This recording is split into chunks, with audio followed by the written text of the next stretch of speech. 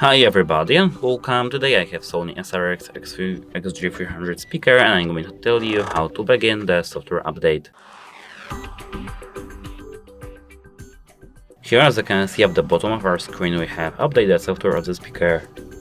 You have to tap more info and here we have to tap OK. Now we have to connect the speaker to our power supply and charge sufficiently. So we have to just charge our speaker, plug our USB Type-C cable, just plug into our power supply. Over here at the back of our speaker to the 5 volts in. Now, while our speaker is charging, we have to tap OK and now OK again. Here now we have downloading the software and transferring the software.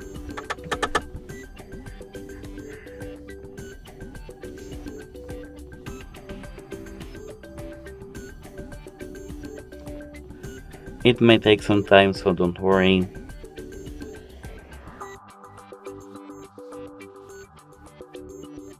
And now we have to tap OK.